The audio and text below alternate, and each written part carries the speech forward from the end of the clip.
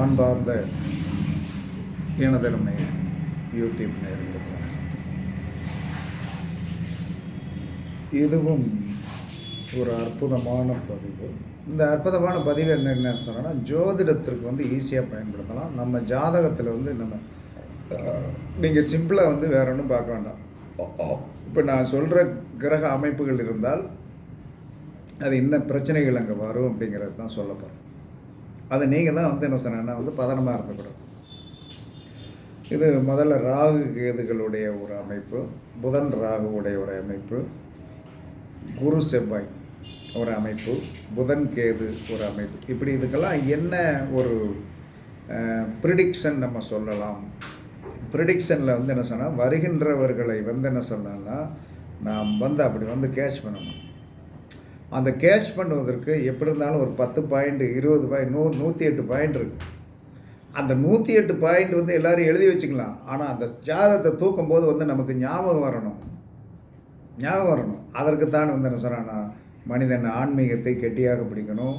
ஏதாவது உபாசனா தெய்வத்தை பிடிச்சிக்கணும், இல்லைன்னா அதிதேவதைகளை பிடிச்சி நம்ம சாமி கும்பிட்டே ஒரு ஜோதிடம் பார்க்குறவங்க முதல்ல என்ன சொன்னால், மாமிசம் சாப்பிடக்கூடாது. மாமிசம் சாப்பிடக்கூடாது. சாப்பிட்டால் உங்களுக்கு ஜோதிடம் சொல்லுவது பழிக்காது. இதை நல்லா எல்லோரும் தெரிஞ்சு வச்சுக்கோங்க. நான் மாமிசம் சாப்பிடுவேன், சிக்கன் 65 சாப்பிடுவேன், அதுக்கடுத்து என்ன சொல்கிறேன், நான் பீர் அடிப்பேன், தண்ணி அடிப்பேன், நான் உங்களுக்கு ஜோதிடம் வராது. யார் வேணாலும் நீங்கள் பாருங்கள், கடைசியில் ஒரு நாள் ஜோதிடம் உங்களை கொண்டு குழியில் தள்ளி சூப்பராக மாட்டி விட்டுரும். நீங்கள் எல்லோரும் நினச்சிட்டு இருக்கீங்க கல்வி என்பது ஒரு அற்புதமான பொக்கிஷம். அது என்ன சொல்கிறேன்னா மந்திரம் தெய்வம் அப்படின்னு வந்தால் முதலில் அங்கே புலால் தவிர்க்கப்பட வேண்டும். அதற்கடுத்து என்ன சொன்னா இது மது தவிர்க்கப்பட வேண்டும். இதுதான் ஒரு ஒழுக்கமான குரு ஆதிபத்தியம் உடையவருக்கு உண்டான மரியாதை. இதை யார் கடைப்பிடிக்கீங்களோ அவர்கள் உயர்ந்த லெவலுக்கு ஜோதிட உலகில் உங்களுக்குன்னு என்ன சொன்னான்னா ஒரு 15,000, 16,000, 17,000 பேர் இன்னும் மேலே மேலே வளர்ந்துட்டே போகும். உங்களை நாடி உங்களுடைய வீடியோவை நாடி காத்திருப்பாங்க. உங்களை 1000 பேர் என்ன சொன்னான்னா குருவை வாழ்த்துவாங்க. குருவை என்ன சொன்னால் மேக்ஸிமம் திட்டமாட்டாங்க. என்ன காரணம், நீங்களாம் என்ன சேனலில் என்ன சொன்னேன்னா, 100 பேர் பார்த்தானா ஒருத்தன் அதில் புல்லுருவியாக இருப்பான், இல்லை 2 பேர் இருப்பான். மற்ற 98 பேர் என்னுடைய சேனலை பார்க்குறவங்க நல்ல பேர், நல்லவங்க. ஆமாம், ஒரு நாளைக்கு எப்படியும் ஒரு 4000 பேர் பார்த்துருவீங்க. இந்த 4000 பேர் என்ன சொன்னான்னா அந்த கருத்துக்களை எடுத்துக்கிட்டீங்க. அதாவது தேன் தட்டு அப்படின்னு சொல்லுவாங்க. அந்த தேன் தட்டில் இருக்கிற என்ன சொன்ன தேன் தான் நமக்கு முக்கியம். அதில் இருக்கிற புழுத்தட்டை போய் என்ன சொன்ன பிதிக்கி பார்த்தீங்கன்னா அதில் ஒரு சின்ன மைனஸ் இருக்கத்தான் செய்யும். அதை நம்ம பார்க்கக்கூடாது. நமக்கு தேவை இனிப்பு தான். அப்போ இந்த ஒரு ஜாதகத்தில் சந்திரன் நின்ற இடத்திற்கு 1, 5, 9 அல்லது 2இல், சந்திரன் நின்ற இடத்திற்கு 1, 5, 9 அல்லது 2இல் ராகு இருப்பது என்ன செய்யும்? சந்திரன் இருக்கின்ற இடத்திற்கு 1, 5, 9, 2இல் ராகு இருப்பது சுப நிகழ்ச்சியின், உங்கள் வீட்டில் நடத்துகிற சுப நிகழ்ச்சிகள் இருக்கு இல்லையா, அந்த சுப நிகழ்ச்சியின் போது உணவும் தண்ணீரும் வீணாகும். உணவும் தண்ணீரும் அப்பட்டமாக வீணாகும். அப்போ நம்ம ஒரு கல்யாணம் முடிக்கிறவங்க, கல்யாணம் பொண்ணுக்கு அந்த ஃபங்க்ஷனில் இருக்கிற முக்கியமானவர்கள் 2 வீட்டு தான். இந்த பக்கம் அப்பா அம்மா, அந்த பக்கம் மாமனார் மாமியார், 2 சம்பந்தகாரங்களுடைய ஜாதகம் ப்ளஸ் என்ன சொன்னான்னா அந்த கல்யாணம் முடிக்க போகிற ஆண் பெண்ணுடைய ஜாதகத்தில் இந்த மாதிரி அமைப்பு இருக்கிறது என்று இருந்தால் அந்த பரிமாறக்கூடியவங்ககிட்ட ரொம்ப கவனமாக நீங்கள் ரெஸ்ட்ரிக்டடாக கொஞ்சம் இதை பார்த்து செய்யுங்க அப்படின்னு சொல்லிடணும். அப்போ பார்த்து செய்யுங்கன்னு சொன்னால் தான் உங்களுக்கு என்ன சொல்கிறேன்னா உணவு வீணாகாது. இல்லைன்னா கண்டிப்பாக உணவு என்ன சொல்கிறேன்னா இந்த சந்திரனுக்கு 1, 5, 9, 2இல் ராகு இருப்பது சுப நிகழ்ச்சியின் போது உணவு தண்ணீர் வீணாகும். அதற்கடுத்து பயணத்தடை. பயணத்தில் தடை. நம்ம என்ன சொன்னால் மறு வீட்டுக்கு கிளம்பிட்டு இருப்போம், மழை வந்துடும், இல்லை ஏதாவது என்ன சொன்ன ஒரு தடுதலை வந்துடும். அப்போ மழை பாதிப்பு வரும். அப்போ மழை பாதிப்பு வரும். சந்திரன் ராகுவோடைய அமைப்பில் என்ன சொல்கிறேன்னா இது என்னுடைய கல்யாணத்தில் நான் என்ன இதெல்லாம் சர்ச் பண்ணி என்னுடைய மனைவியுடைய ஜாதகத்தில் சந்திரன் ராகு சேர்க்கை. அப்போ நான் கல்யாணம் முடிக்கும் போது எனக்கு ஜோதிடம் தெரியாது. 1998 சாரி 1991 18/11/1991 என்னுடைய திருமணம். 18/11/1991 என்னுடைய திருமணம். அப்போ முதல் நாள் என்ன சொன்னான்னா, மண்டபத்தில் எல்லாம் ரெடி பண்ணி நீட் பண்ணி, எங்கள் அப்பா கிடையாது, அம்மா இருக்காங்க.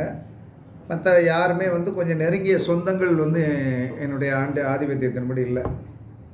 இன்னொரு நண்பரை வச்சுட்டு எல்லாம் ரெடி பண்ணி எல்லாம் போட்டு நீட் பண்ணி கரெக்ட் பண்ணி நைட்டு வர்றவங்களுக்கு சாப்பாடெல்லாம் ரெடி பண்ணி நீட் பண்ணுறோம். நீட் பண்ணோம்னா பொண்ணுடைய ஜாகத்தில் சந்திரன் ராகுக்கு எதுக்கு சேர்ந்துருக்கேன். அடித்தது பாருங்கள், மழை சரியான அடி. எனக்கே வெக்ஸ் ஆகி போச்சு. நாளைக்கு எப்படி எல்லோரும் கல்யாணத்துக்கு வருவாங்க? ஏன்னா நம்மளே அடித்ததை என்ன சொன்னோன்னா 250 பத்திரிக்கை தான், அதில் பேர் வாங்கி தான் வருவான்.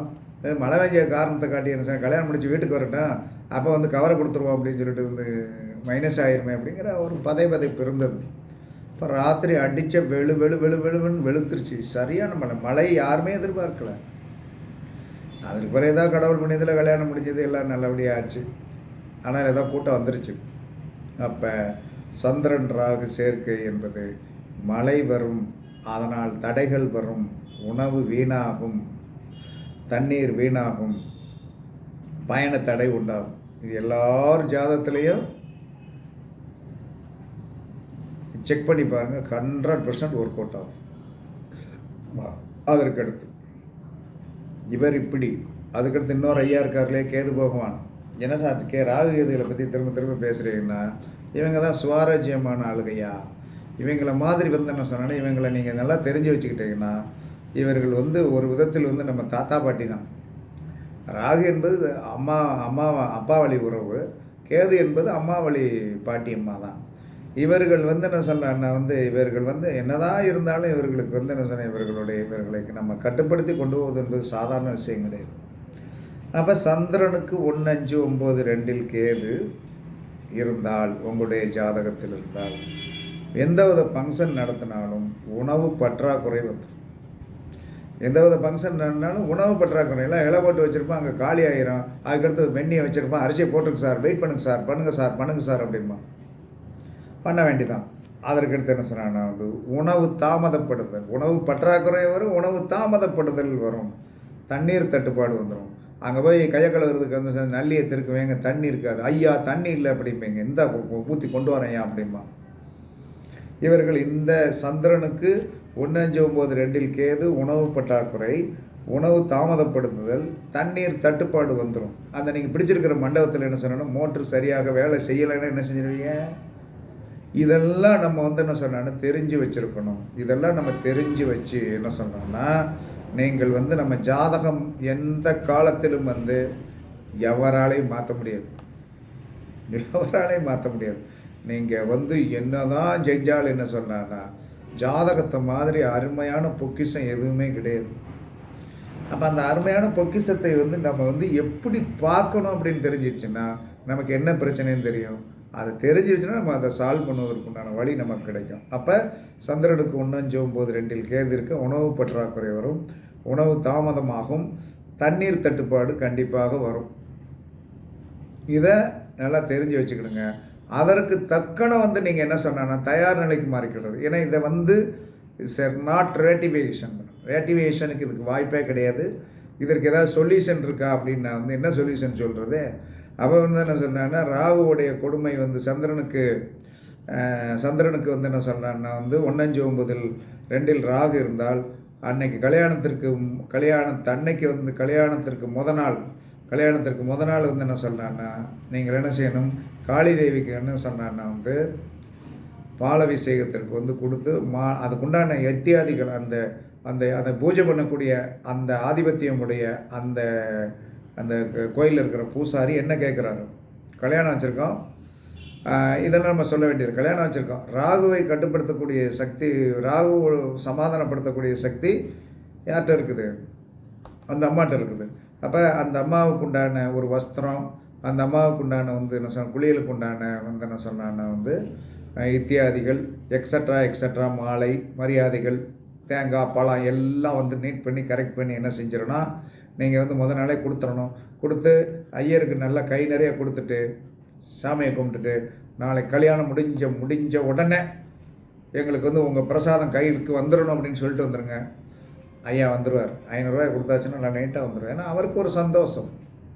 அப்போ இது ராகுவோடைய தோஷத்தை போக்குவது. சரி, கேதுவோடைய தோஷத்தை போக்குவதற்கு பற்றாக்குறை வரக்கூடாது, உணவு தாமதப்படக்கூடாது, தண்ணீர் தட்டுப்பாடு வரக்கூடாது அப்படின்னா விநாயக பெருமானுக்கு நல்லா அபிஷேகம் ஆராதனைகள் பண்ணி இது இடுப்பில் வந்து என்ன சொன்ன வஸ்திரம் கட்டி தேங்காய் பழம் உடைச்சி நீட் பண்ணி கரெக்ட் பண்ணி என்ன சொன்னான்னா அந்த கோயில் பூசாட்டு ஐயா கல்யாணம் எத்தனை மணிக்கு வச்சுருக்கேன், எத்தனை மணிக்கு முடியும், அந்த மணமேடையில் வந்து இந்த பிரசாதத்தை கொண்டாந்து கொடுத்துருங்க அப்படின்னு சொல்லிட்டு செலவுக்கெல்லாம் காசு கொடுத்துட்டிங்கன்னா எங்கே இருந்தாலும் வந்து என்ன சொல்லணும், உங்கள் ஊருக்குள்ளே தான் இருக்கும். உங்கள் ஊரில் இந்த கல்யாணம் முடிகிற மண்டபத்தில் பார்த்தா அந்த ஊரில் கேளுங்க. பத்திரகாளியம்மன் கோயிலோ காளியம்மன் கோயிலோ அல்லது துர்க்கையம்மன் கோயிலோ அல்லது பேச்சியம்மன் கோயில் அல்லது மாரியம்மன் கோயில் இதெல்லாம் ஓகே. இதெல்லாம் ராகுவுடைய ஆதிபத்தியம். விநாயகர் ப்ளஸ் அனுமன் இது வந்து கேதுவை கட்டுப்படுத்தக்கூடிய சக்தி. இவங்ககிட்ட போய் வந்து என்ன சொன்னால் இப்படி பண்ணிக்கிடுங்க, பண்ணிங்கன்னா இந்த 2 பிரச்சனைகள் வந்து கண்டிப்பாக இது ஃபங்க்ஷன் பிரச்சனை முக்கியமான. சில இடங்கள்லாம் நான் போய் என்ன செஞ்சுருக்கேன், நீட்டாக வந்து என்ன சொன்னேன்னா சாப்பாடு இருக்குது. ஒரு கல்யாணத்துக்கு போகிறேன், ரொம்ப பிரியமாக கூப்பிட்டாங்க, ஃபோனை அடித்து கூப்பிட்டாங்க. எனக்குன்னா காலையில் சரி சீக்கிரமாக வச்சுருக்காங்களே சாப்பிட்டு அங்கே போய் சாப்பிட்டுக்கணும்னு போனேன். அங்கே உணவு இல்லை. கூப்பிட்டவங்க வந்து என்ன சொன்னான்னா வந்து வாய மெல்றாங்க. எனக்குன்னா வந்து பசி பொறுக்க முடியாது, ஒன்றும் இல்லை. சரி இந்தாங்க 500 ரூபாய் வந்து என் கவர் பிடிங்க, என்னை ஆளை விடுங்கன்ட்டு வெளியே வந்து பிற இடத்துல சாப்பிட்டுட்டு வந்தேன். இதெல்லாம் அந்த கர்ம அமைப்புகள். இதை வந்து நீங்கள் தெரிஞ்சு வச்சுக்கணும். அதுக்கடுத்து புதன் ராகு சேர்க்கை யாருடைய ஜாதகத்தில் இருந்தாலும் அவர்கள் என்ன சொன்னாங்கன்னா பேப்பரை வந்து என்ன சொன்னால் கிழிச்சு போடுவாங்க. பேப்பரை கிழிச்சு போடுவாங்க. அவன் புதன் என்பது பேப்பர், ராகு என்பது கிழிக்கிறது உடைக்கிறது இதெல்லாம். அப்போ யார் ஒருவருடைய ஜாதகத்தில் வந்து என்ன சொன்னால் புதன் ராகு சேர்க்கை இருக்கிறதோ அவர்களை பேப்பரை கிழிச்சு போடுவாங்க. புதன் பேப்பர் ஒரு குழந்தையுடைய ஜாதகத்தில் வந்து என்ன சொன்னால் புதன் ராகு சேர்க்கை இருந்தாலும் பேப்பரை கொடுத்து பாருங்கள், 5 நிமிஷம் சில்ல கிழிச்செடுத்து போட்டுரும். அப்போ புதன் பேப்பர் ராகு கிழிப்பது. அதற்கடுத்து குருவுக்கு 1, 5, 9, 2, 12, 7 செவ்வாய் இருப்பது முன்கோபி. படக்குன்னு இவர்களுக்கு கோபம் வந்துடும், இவர்களுக்கு இருதய நோய் கண்டிப்பாக இருக்கும். அப்போ குருவுக்கு 1, 5, 9, 2, 12, 7 வந்து என்ன சொன்னான்னா செவ்வாய் இருப்பது முன்கோபத்தை கொடுத்துவிடும், இருதய நோய் வந்துடும். சரியா? இதற்கு என்ன செய்யணும் அப்படின்னா சித்தர்கள் வழிபாடு பண்ணிக்கணும். புதன் கேது யாருடைய ஜாதகத்தில் இருக்குதோ சேர்ந்துருக்குதோ அவங்க நுனிக்கு பொடுசாக எழுதுவாங்க. இப்போ என்னுடைய ஜாதகத்தில் வந்து புதன் கேது வந்து இணைவு ஒரே நட்சத்திரத்தில் இருக்குது. அவங்க என்ன செய்வேன், என்னுடைய எழுத்து பூரா வந்து பொடுசாக தான் இருக்கும், ரொம்ப பொடுசாக நிறுத்தி எழுதுவேன். அவன் என்ன சார் கொஞ்சம் பெருசாக எழுதுங்க, என் விதி அது, நான் என்ன பண்ணுறது, அதை எப்படி வந்து பெருசாக எழுத சொல்கிறேன். அப்போ புதன் கேது இணைவு நுணுக்கி எழுதுதல். சரியா? அதுக்கடுத்து செவ்வாய் என்பது மணல், சுக்கிரன் என்பது வாகனம். அப்போ எப்பயுமே வந்து என்ன சொல்கிறான்னா வந்து கணவன் மனைவி அந்யோன்யமாக இருப்பாங்க. செவ்வாயும் சுக்கிரனும் ஒரு ஜாதகத்தில் வந்து இணைந்திருந்தால் பிருகு மங்கள யோகம். பிருகு மங்களம். பிருகு என்பது சுக்கிரன், மங்களம் என்பது செவ்வாய். அப்போ இந்த செவ்வாய் சுக்கிரன் இணைவு கணவன் மனைவி அந்யோன்யத்தை கண்டிப்பாக கொடுக்கும். அந்த மாதிரி பெண்ணாக இருந்தால் இணைக்கிறதுக்கு தயங்காதீங்க. ஆணாக இருந்தால் நினைக்கிறேன் கண்டிப்பாக மனைவியை நல்லா வச்சுக்கிடுவாங்க. இது கொடுப்பினை வேணும், எல்லாருக்குமே அந்த கொடுப்பினை இருக்குது. அதனால் கொடுப்பினை வேணும். நீங்கள் வந்து என்ன சொன்னான்னா வந்து இதை பரீட்சித்து பாருங்கள். கண்டிப்பாக இந்த கிரக இணைவுகள் வந்து என்ன சொன்னான்னா உங்களுக்கு ஒரு அறிவு சார்ந்த விஷயத்தை கொடுக்கும்.